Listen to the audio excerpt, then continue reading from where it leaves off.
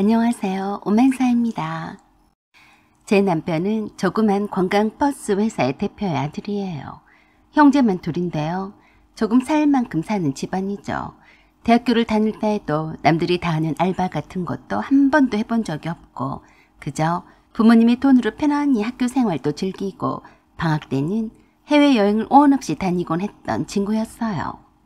그에 반해 저는 대학 입학 등록금을 제외하고는 부모님께 손 벌리는 것은 크나큰 불효인 줄 알고 살아왔습니다. 부모님이 늦게 저를 낳은 바람에 이미 은퇴를 하신 상태였고 시골에서 논밭을 일구며 생활을 하셨거든요. 두 분 다 아직은 건강하시지만 경제활동을 하시지는 않아서 제가 경제적인 자립을 빨리 해야만 했어요. 언니 오빠가 있긴 했지만 각자 결혼을 해서 가정을 이루고 있었고 조카들 데리고 사느라 정신이 없었어요. 그런 제가 죽어라 공부해서 장학금을 받아야 했는데 받지 못하는 때는 하늘이 무너지는 줄 알았을 때였어요. 장학금 대출도 빚이잖아요. 사회생활을 시작하면서 빚을 지고 출발하기는 죽어도 싫었던 탓에 늘 알바에 목매달았어요. 제가 야간 호프점 서빙 알바를 할 때 손님으로 왔던 남편을 알게 되었어요. 참고로 야간 호프점 서빙 알바는 다른 곳보다도 알바비를 많이 받을 수 있어서 제가 부득이하게 했었던 곳이었는데 오해는 하지 말아주세요. 호프점이라 해도 카페처럼 젊은 20대가 주류라서 또래 친구들이 많이 찾던 곳이라 옛날에 성행했던 술집 개념과는 다른 곳이죠. 남편이 단골 손님으로 오면서 안면을 텄고 같은 학교의 선배라서 더욱 친해지게 되었어요. 그 이후로 여러모로 저를 알게 모르게 챙겨주게 되었는데 그런 도움을 받는 것이 싫지만은 않았어요. 남편도 취업을 했고 저도 취업을 한 상태에서 남편이 프로포즈를 해왔는데 마다할 이유가 없었죠. 남편은 저와 사귈 때에도 시골에서 간단하게 텃밭 농사를 하시는 부모님께 여러 번 인사를 드리러 오고 가곤 했었어요. 그에 반면 저는 단 한 번도 예비시댁이 될 집에는 가본 적이 없었고 딱히 남편이 가정사에 대해선 별 말이 없었어요. 원래 남자들이 입이 무거우니까 그러려니 했습니다. 그런데 결혼할 예비시댁에 처음 찾아가서 인사를 드리려는데 예비 시어머니를 뵙고 깜짝 놀랐어요. 너무 젊어서요. 게다가 너무 화려했어요. 아무리 못해도 최소 50대 중반은 될 텐데 풍성한 긴 머리에 그것도 마리 앙투아네트처럼 만화에서 나온 듯한 세팅한 커리 머리와 공단인가 비단인가 벌이 꽂힌 줄 알고 잘못 앉았다가 낙상할 것만 같던 광채가 나는 전에 원피스를 입고 있더라고요. 외모만큼이나 프라이드가 높은 듯이 보였던 그 눈빛과 포토스만 땅 채운 듯한 터질 듯한 볼태기 그리고 날카롭던 콧날과 눈 밑에 애교살이 어딘지 모르게 인공적인 면이 강력하긴 했어도 조화를 잘 이룬 것이 물어보고 싶더라고요. 어느 성형외과에서 시술을 받으셨는지 말입니다. 허리도 꼿꼿하고 자세도 바른 것이 자기 관리의 끝판왕 같았어요. 그 외모에 뿜어져 나오는 자신감과 자존감은 상대적으로 저의 길을 누르고도 남을 듯 했습니다. 웃을 때 어색한 것만 빼고는 가만히 무표정하게 있으면 김건희 여사도 저리 가라고 할 만큼 미모가 돋보였어요. 나이가 들어도 이렇게 자기 관리에 충실하면 나쁘지 않다고 봤어요. 보통은 연예인들이나 방송인들이 이렇게 하는 경우도 많은데요. 일반인들이 이러기는 쉽지는 않은 일이죠. 제가 처음 뵐 때부터 그랬었어요. 어머, 어쩜 이렇게 아름다우세요? 너무 젊으셔서 눈이 부시네요. 라고 했을 뿐인데 매우 흡족해 하시더라고요. 사실 진심이라 그대로 말한 것뿐이었는데 그게 듣기가 매우 좋으셨나 보더라고요. 저에게도 따뜻하게 대해주셨고 별다르게 태클을 걸지는 않으셔서 참 좋은 인상을 받았어요. 그런 후 속사포로 상견례 날짜도 잡혔고 드디어 상견례 날이 되었어요. 저희 부모님은 시골에 내려가셔서 정원에 꽃도 가꾸고 욕심이 생겨서 빈 땅에 농사도 조금씩 늘려가는 바람에 찐 농부가 다 되어 있었어요. 검게 그을린 얼굴에 화장을 한다 한들 한계가 있는 법이었지만 나름 신경을 써서 차려입고 나오셨어요. 더더군다나 예비 시어머니가 워낙에 젊어 보이고 화려한 분이시니까 좀 더 갖춰 입고 오시라고 제가 주문도 했어요. 평소에는 전혀 신지도 않을 구두에다 투피스 치마 정장을 입고 나오셨고 그 전날에 미리 미용실도 다녀오셨다고 했어요. 액세서리도 하나도 없어서 금반지 외에는 따로 하시지는 않으셨죠. 그 금반지도 보통 때는 일하는데 불편해서 반지함에 모셔뒀다가 일부러 끼고 오신 거였어요. 세트로 된 금목걸이와 금귀걸이도 있었는데 엄마가 필요가 없다며 팔아버리셨대요. 그것도 그제서야 제가 알았어요. 제가 사드렸어야 했는데 앞으로 그래야겠죠. 가방도 제가 백화점에서 선물로 사드린 중저가였던 가방인데 늘상 잘 들고 다니셨던 익숙한 것이었어요. 날씨가 조금 쌀쌀한 편이라서 코트도 입고 오시면 좋았겠지만 투피스 정장에 맞는 옷이 없다고 하셨어요. 약간 허쪄 보여서 제가 급히 목에 스카프를 둘러드렸었죠. 엄마가 학교 선생님으로 오랜 세월 동안 계셨지만 퇴직을 한 이후로 살이 급격히 늘어서 입던 옷이 하나도 맞지 않았어요.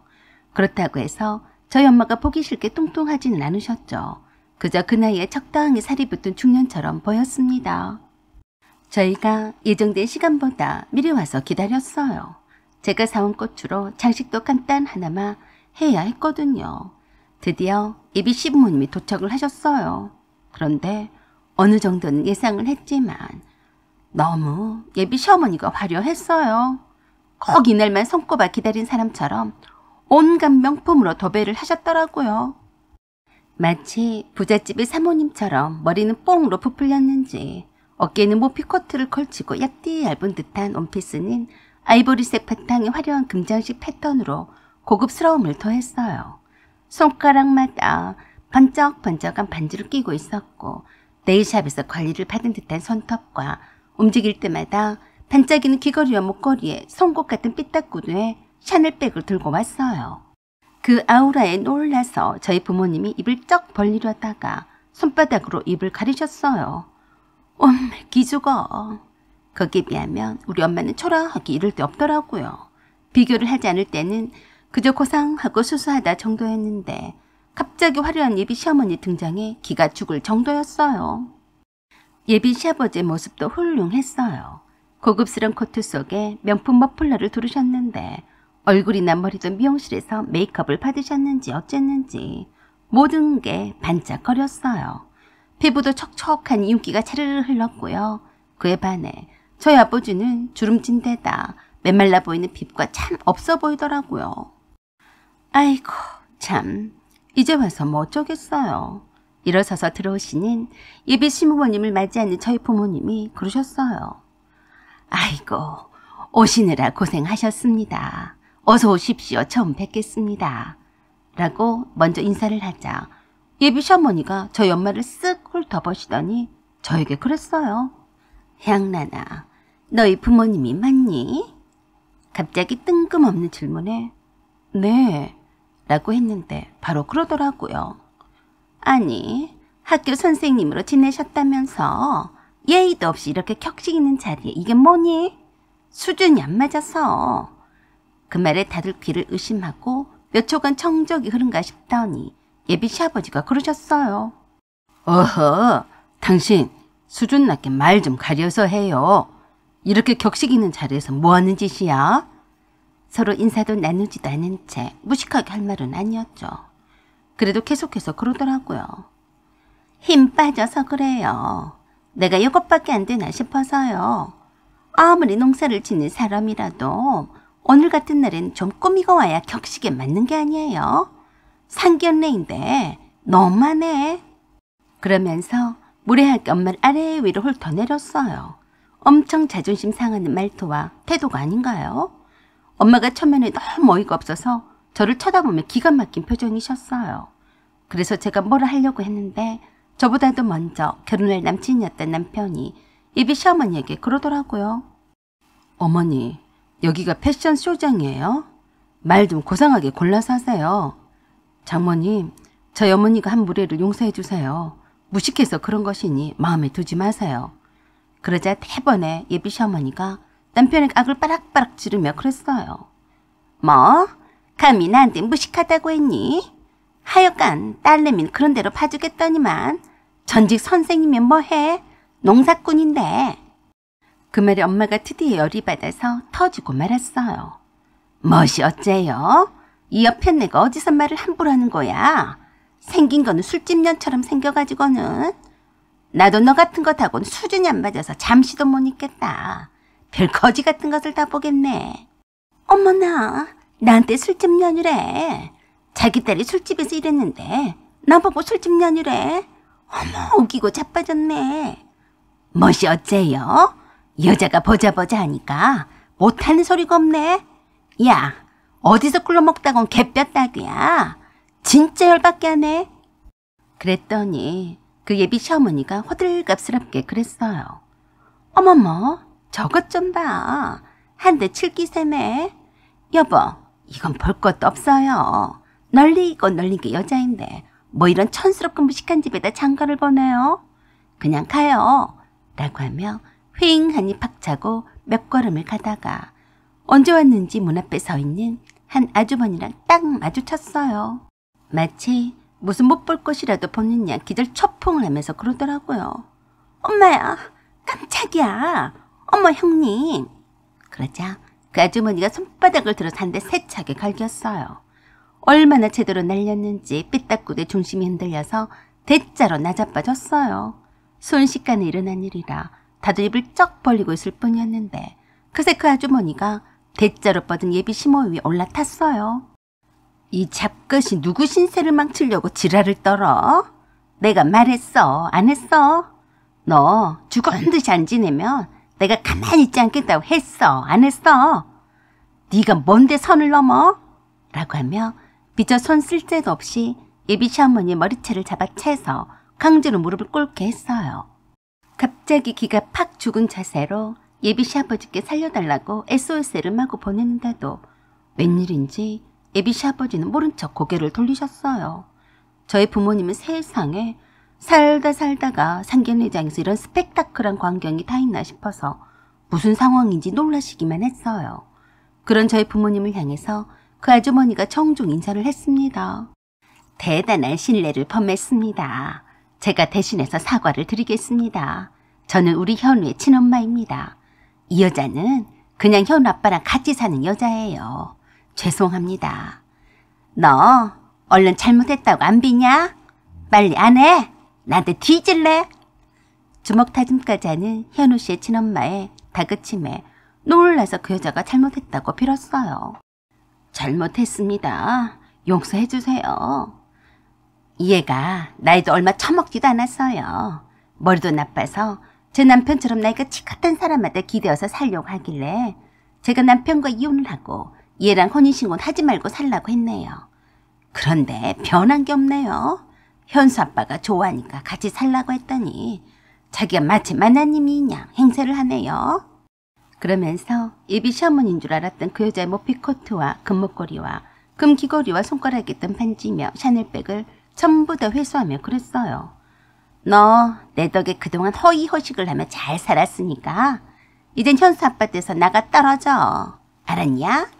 내가 오늘부터 네 뒤를 캐고 다닐 테니까 현수나 현수 아빠 근처 얼쩡거리기만 해봐. 죽는 줄이나 알아. 알았어? 그러자 기세 등등했던 아까와는 다르게 비굴하게 싹싹 빌며 용서를 사정없이 빌었어요. 형님, 잘못했어요. 내가 쫓겨나면 갈 데가 없어요. 그건 네 사정이지. 빨리 안 꺼져. 어때 되고 형님이래? 한 번만 더 주제 파악도 않고 내 눈에 띄기만 해봐. 라고 하며 한 번 더 돌진할 자세를 취하자 죽어라 도망치기 바빴어요. 이 광경을 지켜본 엄마가 놀라서 그러셨어요. 저는 죽으면 죽었지 이 결혼을 허락을 할 수 없습니다. 우린 이만 가보겠어요. 라고 하며 제 손목을 이끌고 나오셨어요. 남편이 제게 자기 가정사에 관한 얘기를 안 한 이유가 있었어요. 약간 복잡했으니까요. 예비 시아버지가 대표로 있다던 그 관광버스 회사는 실질적인 소유주가 남편의 친엄마였어요. 놀기 좋아하는 예비 시아버지를 못 믿었던 남편의 친엄마가 모든 것을 다 쥐고 계셨던 거죠. 그런데 예비 시아버지가 그 젊은 여자랑 그렇고 그런 부적절한 사이가 되자 이혼을 해버렸던 겁니다. 그리고 남친의 친엄마는 보란듯이 다른 사람과 재혼을 했대요. 그래서 그런 복잡한 가정사가 부끄러워서 말하지 않고 있다가 상견례가 끝나면 말하려고 했다더라고요. 예비 시어머니로 믿고 있던 그 여자는 어떻게 하든지 품격 있어 보이는 남편 엄마로서의 태도를 잘 보여서 혼인신고를 하려고 노력을 했는데 그냥 들통이 난 거였죠. 그동안 그 여자와 동거를 하되 혼인신고를 하지 않는 조건으로 대표직자를 유지를 시켜주고 언제든 맘에 안 들면 내쫓아버릴 수 있다는 전제로 깔아섰다고 했다더군요.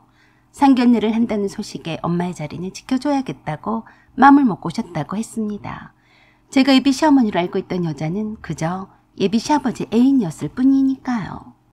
드디어 예비 시어머니로 알고 있던 그 여자가 아들을 파혼을 당할 위기로 몰아넣었다는 죄로 인해 그 여자는 예비 시아버지와 더 이상 함께 살 수가 없게 되었고 영원히 쫓겨났다고 들었어요. 남편과 시부모님의 끈질긴 설득으로 인해 다시 상견례를 하게 되었고 다시는 그 여자의 얼굴은 본 적이 없게 되었어요. 내 눈앞에 나타나더라도 제가 가만히 두지 않을 겁니다. 사연은 여기까지입니다. 감사합니다.